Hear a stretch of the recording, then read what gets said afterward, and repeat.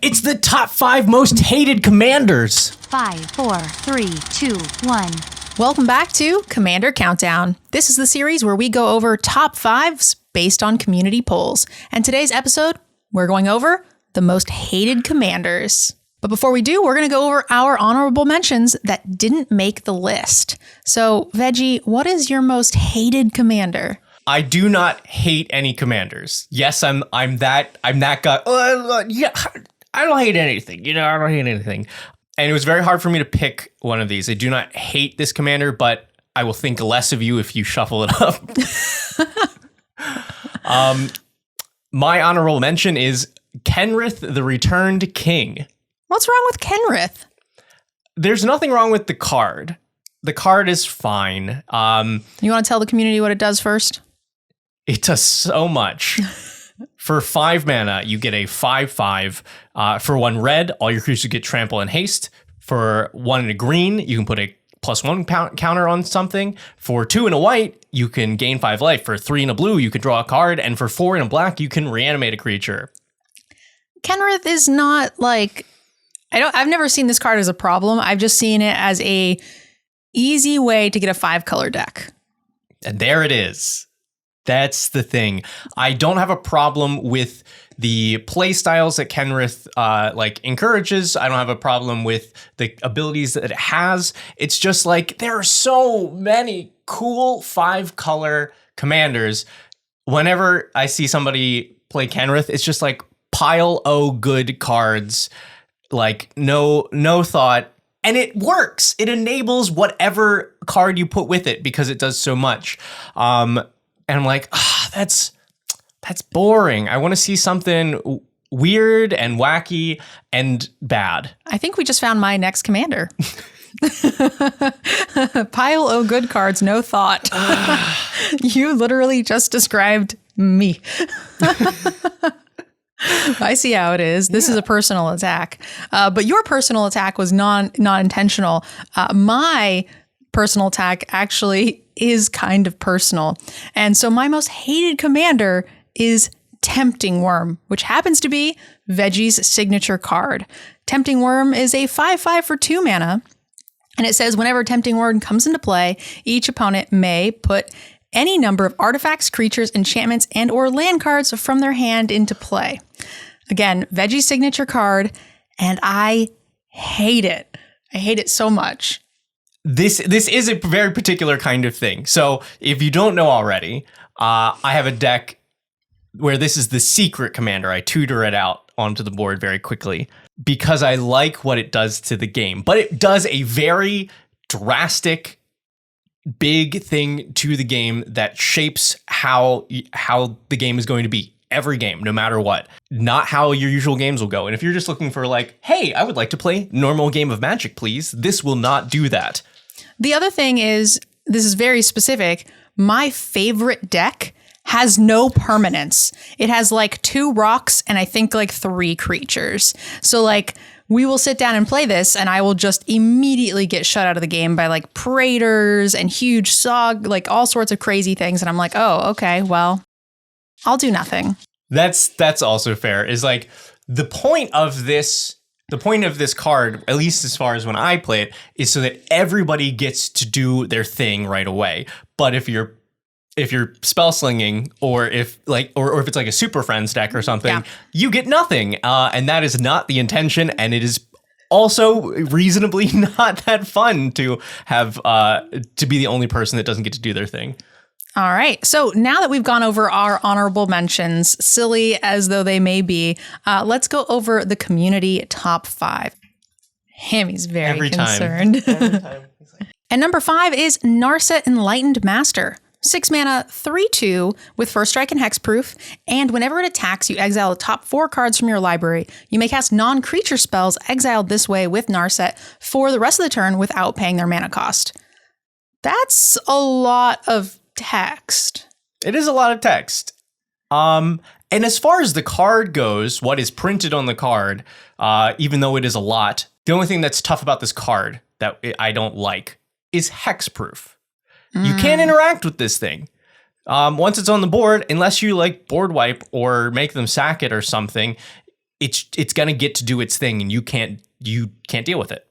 Yeah, very Boggle-Z, which is not a thing people enjoy playing against typically, because it can be very frustrating, especially in a multiplayer game where there's a good chance that they will have a clean attack on somebody. Yeah. Now, this does cost 6 mana, so I feel like you should be able to block a 3/2 by the time your opponents are getting to 6 mana, especially when they're not playing green.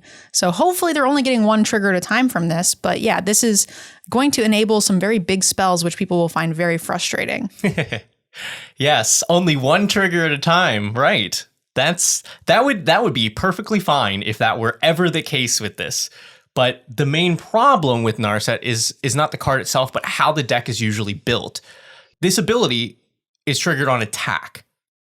You get 1 attack, you get 4 cards off the top of the library. Mm-hmm. But when your deck is filled with extra turns and extra combats, then suddenly 1 swing from Narset becomes, oh, here's 5 extra combats, here's 5 extra turns. We're going to watch this player play for 20 minutes and then probably win, but not necessarily. Yeah, so what I meant by 1 attack, I meant that hopefully you should be able to block it.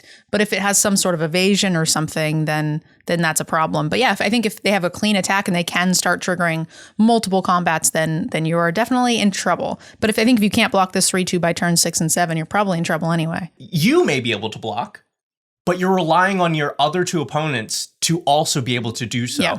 And then that feels bad because you're like, I didn't even do anything wrong. That player didn't have a blocker. And that's the whole reason I lost to Narset. Yeah, that's extremely frustrating. I agree. Hexproof is icky. Not personally a fan of Hexproof, because I like to be able to interact in Magic. And I think that's one of the things that makes Magic so good, is that you can interact with things, especially not on your turn. Right. What is this, Hearthstone? Okay, so that's enough for number 5. Let's go over the community's choice for number 4. You picked Sheoldred the Apocalypse. A 4-mana 4/5 with Death Touch. When you draw a card, you gain 2 life. And when an opponent draws a card, they lose 2 life. I don't understand why this is on the list. I played this in one of our more recent episodes, and I thought it was a blast. And I didn't even win that game. Yeah. It was fine. Yeah. What's wrong with this card? Honestly, not that much. I think that Sheoldred gets much more hate than she deserves. People like to draw cards. People really like to draw cards. I like it when they draw cards too. Right. I'm a big fan of Life Drain. That was my mechanic that I chose for our mechanic episode. And I'm a big fan of Orzhov. I don't know. This card is sweet. It's a little hard to interact with drawing. You can't. How do you stop yourself from drawing cards? That's why you got 40 life. It's fine. Yeah. And doesn't have hexproof, so you can just remove it. Doesn't have hexproof, but does have a pretty big butt. And for 4 mana, that's replayable. Certainly. You played it, I think, multiple times in that game. 2 or 3. Yeah. 2 or 3. I will say, nice. $69 card. Wow. I had to make the joke for the 2 of you. Wow. I would never make that joke. If you don't say nice on the internet, you don't get any brownie points. I can't imagine ever pricing something at 69 and not putting it at also 69 cents. I feel like that's so stupid. Just give up the extra 30 cents. The other thing that people generally don't like is losing to a 2-card combo. And you can one-shot players using Peer into the Abyss to make them draw half their library, thus killing them instantly. Yeah, I'm not a fan of two card combos. I don't usually like a lot of combos anyway, so I would build a much nicer version of this. So I don't think that would be a problem for me. But I definitely agree that is an icky thing. Yeah. But it only kills 1 player. Right. That's worse.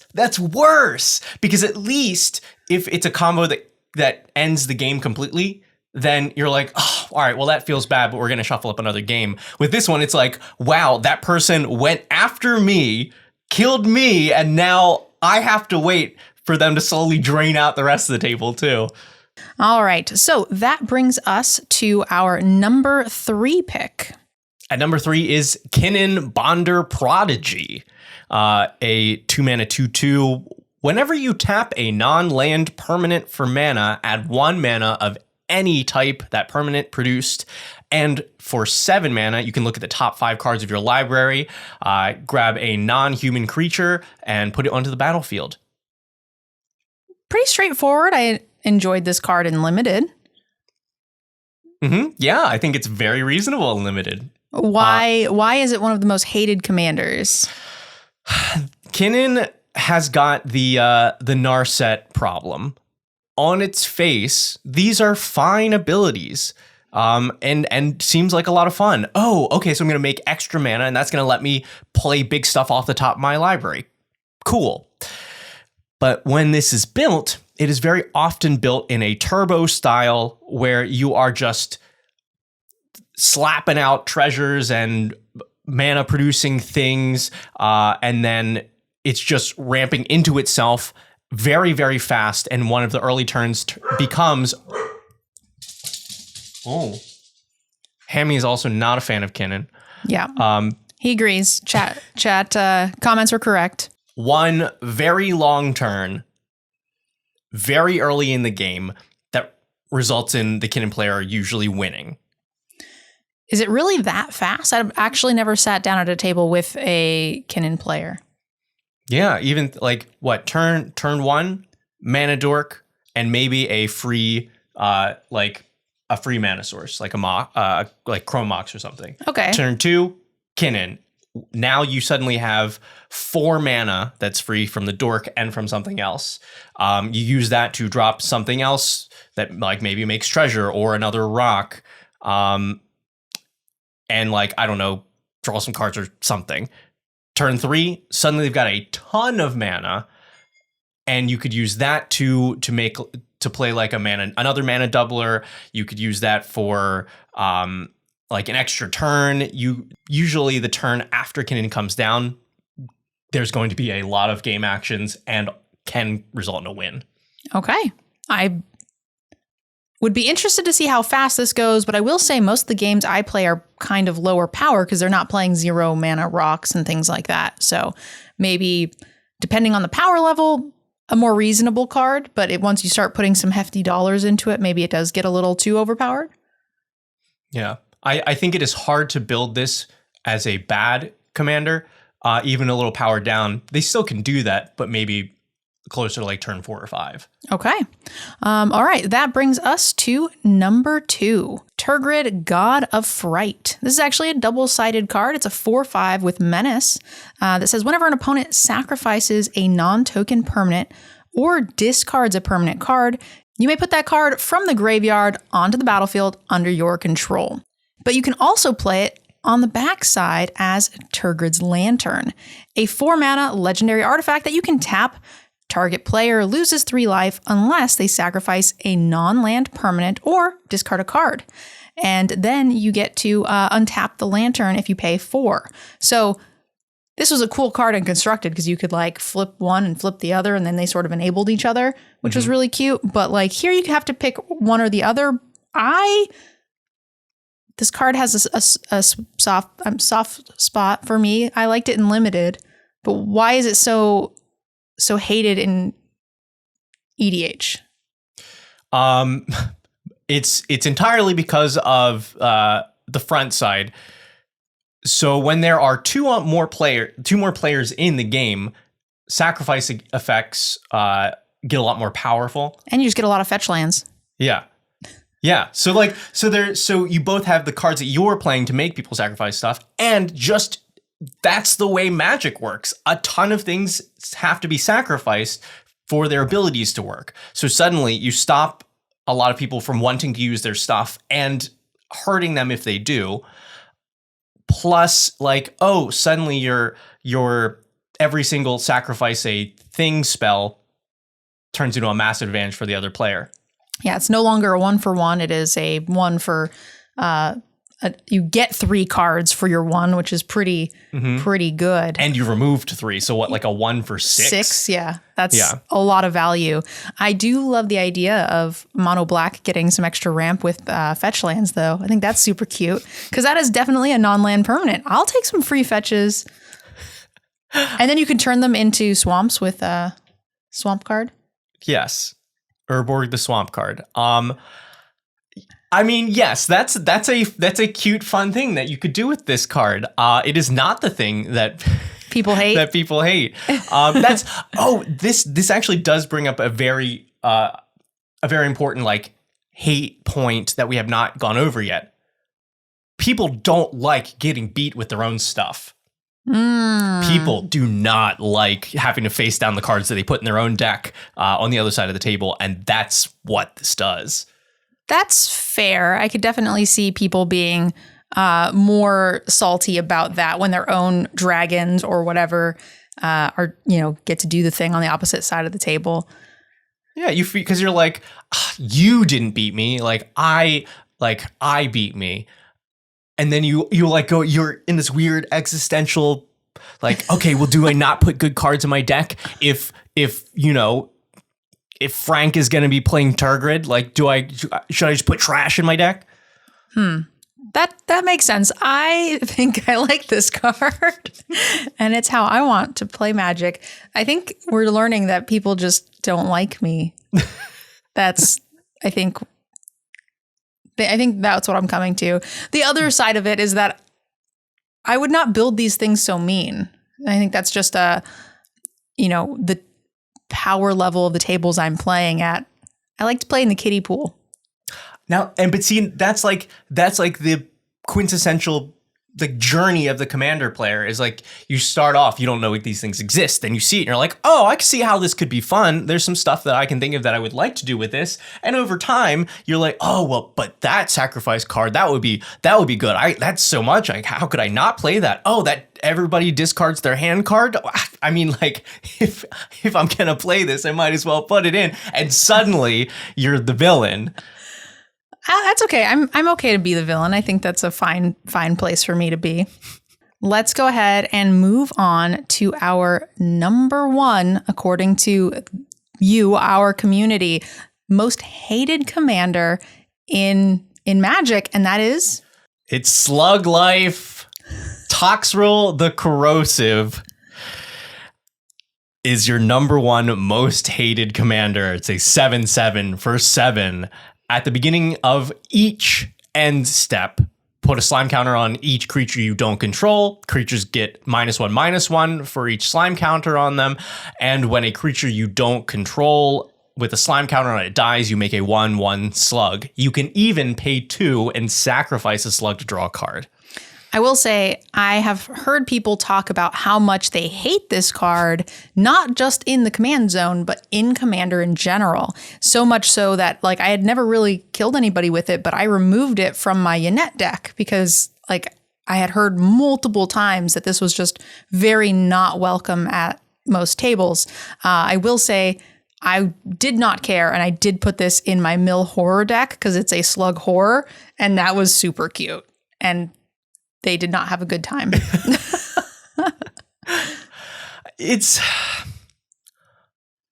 a cool card. It's a cool card. Like, come on, big old slug boy, horror slug, makes little slugs. It's just little baby slugs. Yeah.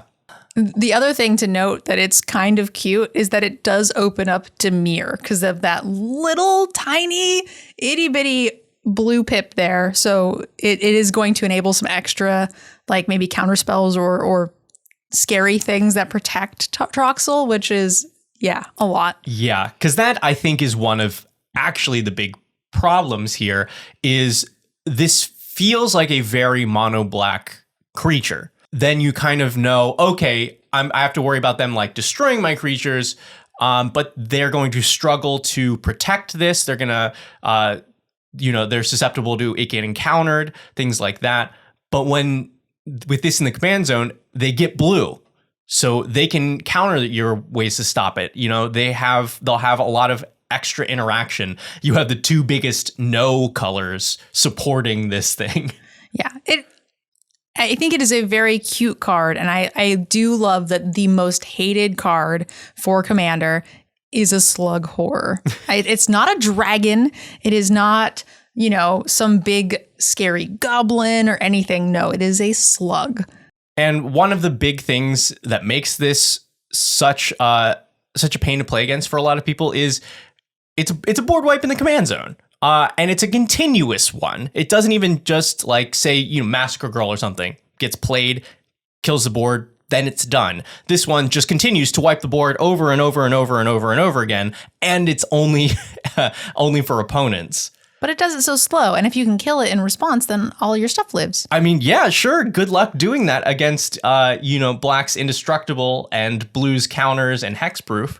I almost want to say, thanks a lot, everybody, for pointing out who the most hated commanders are, because now I'm gonna have to deal with somebody that I play games against all the time with a brand new Toxrill, Tergrid, Sheoldred deck. I mean, I play a lot of black, so like they were coming eventually anyway. I suppose. I played Sheoldred in the Praetor's game. I played Drain in our Mechanics game. My signature deck is like the Tokens Tesa deck. Like these were coming. You were gonna get them. I had time though. I had time. You're like, oh, I haven't seen these before. Oh wow, this is totally new. I hadn't thought of that. I'm gonna build them right now. Yikes. All right, this leads us to our final two segments of the episode. Today, we actually do not have a deck tech, so we wanted to do two other things. And to start, we wanted to thank our sponsor, EDHRec, for helping us make this content. And one of the biggest things we wanted to point out about EDHRec today is their Salt Score feature. This would be a great way for those of you guys who are looking for new commanders to either pick ones that you know your friends are going to hate or avoid them for a more friendly table. Have you used the Salt Score like mechanic thing before from the website? I've definitely taken a look. Generally, I use it in the opposite way. I'm like, okay, what things do I not know about that I should be avoiding?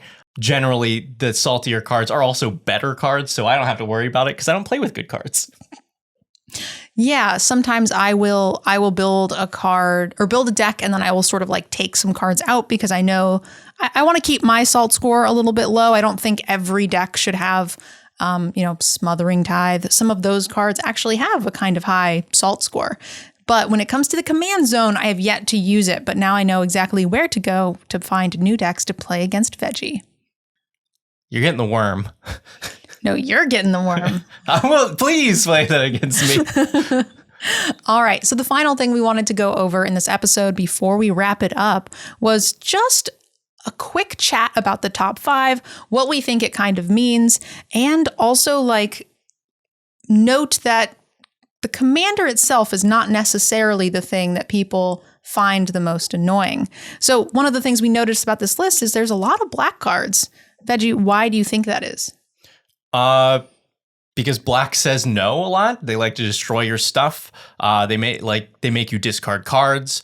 And people want to have the things that they played. They want to know, okay, I'm going to play this creature and it's going to be around on my turn to do the attack or the ability that I want it to do. And usually black is going to say, no, thank you. But no, I do not agree with the statement at all, because the number one no color is blue, and that's not hardly on this list at all, at least not in like its true form. I think that's fair. But black is no at any time. Blue is usually, okay, I have to hold up mana to counter something, which still feels bad, but often that leaves that player losing. Like, you don't want to be holding up mana for rotation to then have to counter a single thing from one player. I think black is just like naturally better at saying no in Commander. And it's better at saying no in like a way that is more card advantage versus 1-for-1, which is a counter issue. Yeah. But like, it's so much fun.